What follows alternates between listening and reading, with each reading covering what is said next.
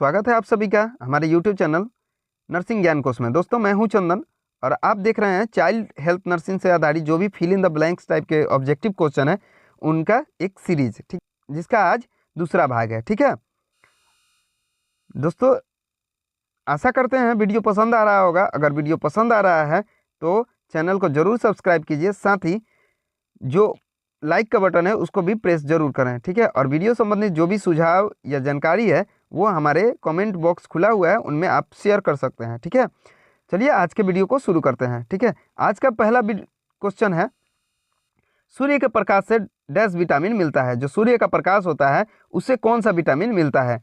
ठीक है, जो सूर्य का प्रकाश हम लोग को मिलता है या आता है सूर्य से, वो कौन सा विटामिन लेके आता है? ठीक है, तो उसका राइट आंसर है विटामिन डी, यानी सूर्य के प्रकाश से विटामिन डी विटामिन मिलता है। अगला क्वेश्चन है, आरसीएच का पूरा नाम क्या है? ठीक है, इससे पहले भी हम लोग इस क्वेश्चन को देख चुके हैं, आज फिर आया हुआ है।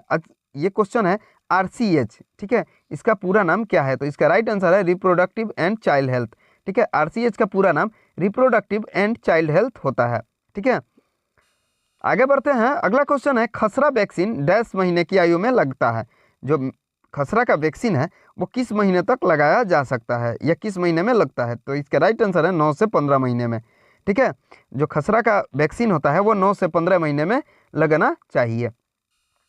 आगे बढ़ते हैं। अगला क्वेश्चन है, बच्चों की ना खाने योग्य पदार्थों को निरंतर खाते रहने की आदत को डैश कहते हैं। यानी ये भी बोल सकते हैं कि धूल वगैरह खाना या कुछ ऐसे पदार्थ को खाना जो खाने योग्य ना हो, उसको हम लोग किस नाम से जानते हैं? तो उसका राइट आंसर है पीका। ठीक है, ये एक बीमारी है जो बच्चों में पाई जाती है, जिसे हम लोग पीका के नाम से जानते हैं। ठीक है, बच्चा धूल के कण वगैरह को खाते रहता है। ठीक है, यह गंदे पदार्थ को खाता है। अगला क्वेश्चन है, एनकोप्रोसिस का डैश मतलब होता है। जो एनकोप्रोसिस होता है उसको हम लोग क्या बोलते हैं? ठीक है, तो इसका नाम है अनैच्छिक मलत्याग। ठीक है, जो इच्छा के विपरीत जो मल त्याग होता है उसको ही एनकोप्रेसिस के नाम से हम लोग जानते हैं। ठीक है, अनैच्छिक मल त्याग। अगला क्वेश्चन है, बिडाल टेस्ट डैश बीमारी को पता करने के लिए करते हैं। ठीक है, बिडाल जो टेस्ट है वो किस बीमारी को पता करने के लिए किया जाता है? तो इसका राइट आंसर है टाइफाइड। ठीक है, टाइफाइड बीमारी को पता करने के लिए हम लोग एक जांच करते हैं जिसका नाम है बिडाल टेस्ट। ठीक है, आगे बढ़ते हैं। अगला क्वेश्चन है, मेनिंजिस में सूजन आने को डैश कहते हैं। ठीक है, जो मेनिंजिस में सूजन आ जाता है उसको हम लोग किस नाम से जानते हैं? ठीक है, तो हम पिछले वीडियो में भी बताए हैं कि जब सूजन आता है उसको आइटिस लगा दिया जाता है लास्ट में, तो मेनिंजिस में हो रहा है तो इसका राइट आंसर है मेनिंजाइटिस। ठीक है, इसका राइट आंसर है मेनिंजाइटिस।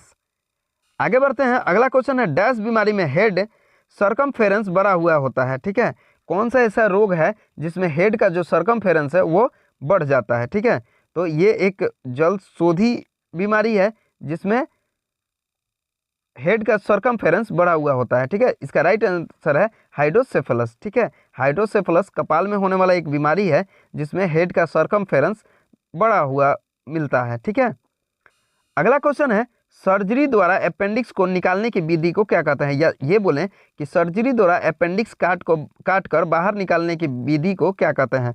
तो इसको बोलते हैं अपेंडेक्टोमी। कोई भी ऑपरेशन अगर उस चीज़ को काट के बाहर निकालने का हो तो उसमें टॉमी लास्ट में लग जाता है। ठीक है, तो इसको बोलते हैं अपेंडेक्टोमी। ठीक है, अपेंडिक्स निकालने की विधि जो होती है सर्जरी द्वारा वो अपेंडेक्टोमी कहलाती है। अगला क्वेश्चन है, फाइमोसिस का सर्जिकल प्रबंधन डैश होता है। ठीक है, फाइमोसिस एक माइनर सर्जिकल किया जाता है जिसको हम लोग सर्कमसीजन के नाम से जानते हैं।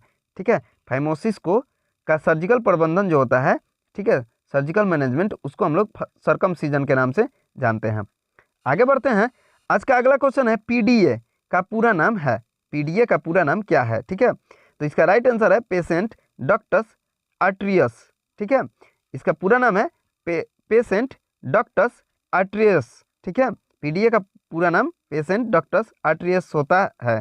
ठीक है, आगे बढ़ते हैं। अगला क्वेश्चन है, नवजात शिशु के लाल रक्त कणों को डैश जीवन काल होता है। ठीक है, एडल्ट में लगभग 100 से 120 दिन का होता है, लेकिन नवजात शिशु में बहुत कम दिनों का होता है। तो इसका राइट आंसर है 30 से 50 दिन।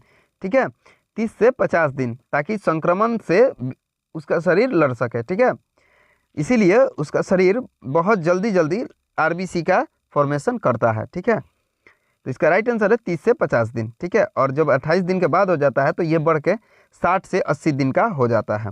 और उसके बाद जब जैसे जैसे बड़ा होता है वैसे वैसे आरबीसी का जीवन काल बढ़ते जाता है। ठीक है, आगे बढ़ते हैं। खसरा का उद्भवन काल डैश दिन का होता है। जो खसरा जो अपना लक्षण दिखाना शुरू करता है वो कितने दिनों में शुरू होता है? तो इसका राइट आंसर है 14 दिन। ठीक है, इसका उद्भवन काल जो होता है वो 14 दिन का होता है। खसरा का उद्भवन काल 14 दिन का होता है। आगे बढ़ते हैं।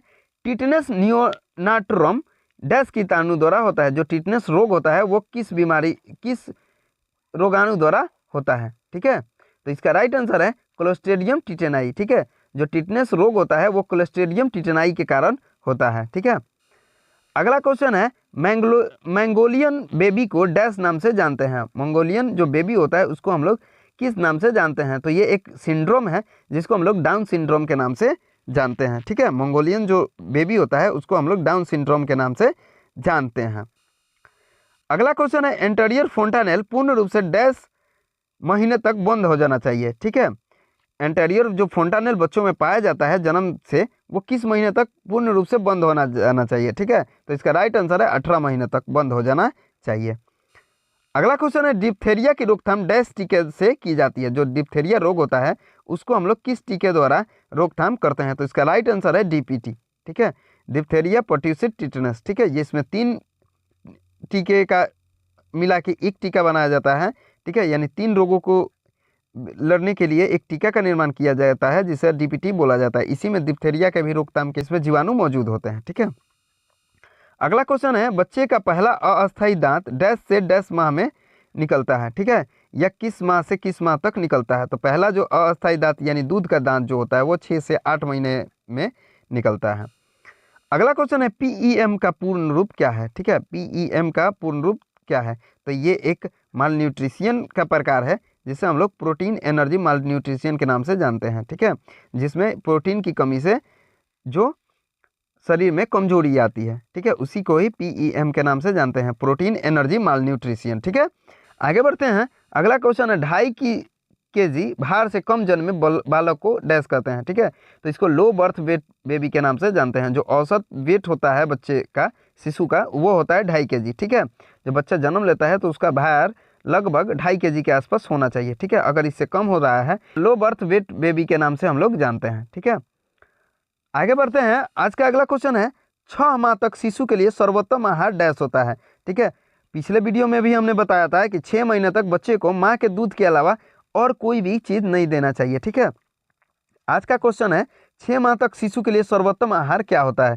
तो इसका राइट आंसर है माँ का दूध। ठीक है, माँ का दूध ही 6 महीने तक के बच्चों के लिए सर्वोत्तम आहार माना जाता है।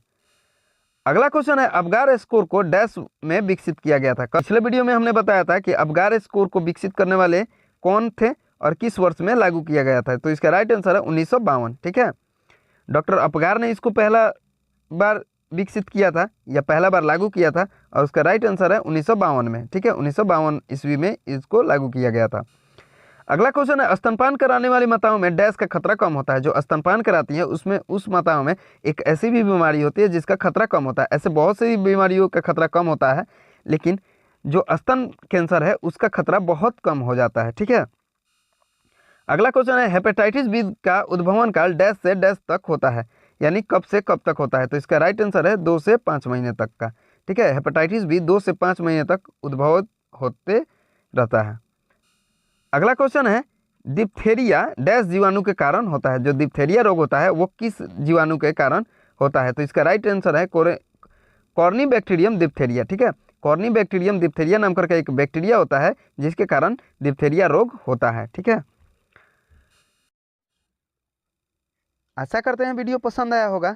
अगर वीडियो पसंद आया है तो लाइक कीजिए, सब्सक्राइब कीजिए और साथ में अपने दोस्तों के साथ शेयर जरूर करिए। ठीक है, अगर आप इसका पीडीएफ देखना चाहते हैं जो अभी हम लोगों ने पढ़ा, उसका पीडीएफ आप अगर डाउनलोड करना चाहते हैं तो हम डिस्क्रिप्शन बॉक्स में इसका लिंक दे देंगे, आप वहां से जाके इसको डाउनलोड कर सकते हैं। ठीक है, आज के लिए बस इतना ही, मिलते हैं नेक्स्ट वीडियो में, तब तक के लिए धन्यवाद।